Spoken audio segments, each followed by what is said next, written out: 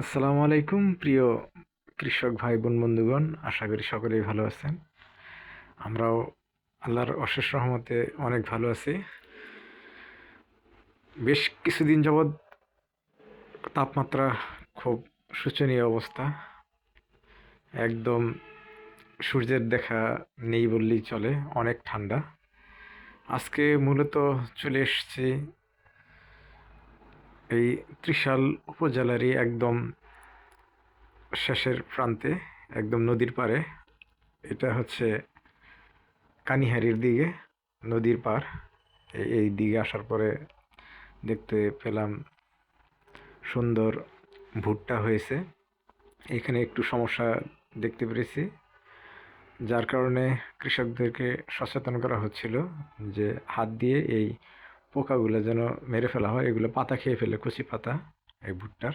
আর পাশের এই জমিটা দেখতেই পারতেছেন, গম, অনেক সুন্দর গম হয়েছে। ওই ওই দিকে বেশ কিছু গাছে এই কচি পাতায় পোকার আক্রমণ আছে, যার কারণে সেটা সতর্ক করা হলো এবং হাতে টিপে টিপে মেরে ফেলার জন্য বলা হলো। এইখানে ভুট্টার ফলনটা আলহামদুলিল্লাহ অনেক ভালো হয়েছে, আপনারা দেখতেই পারতেছেন। গাছের গ্রোথ ভালো, যদিও আজকে সূর্যের তেমন দেখা নেই। বেশ কিছুদিন যাবতই নেই, অনেক ঠান্ডা। তারপরে আমরা ঘুরে ঘুরে দেখতেছিলাম, আমাদের বেশ ভালোই লাগতেছিল।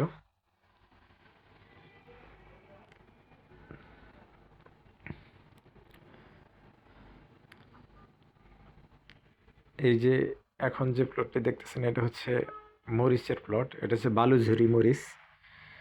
এটা এই এলাকার একটা অন্যতম একটা জাত।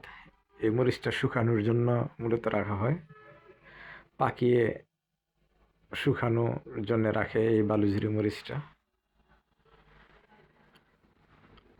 অনেক বড় বড় ক্ষেত এখানে নদীর পাড়ে। ভালো থাকবেন। নতুন আরেকটি ভিডিওতে আবার আপনাদের সাথে মাঠে ঘাটে দেখা হবে। সেই পর্যন্ত আল্লাহ হাফেজ।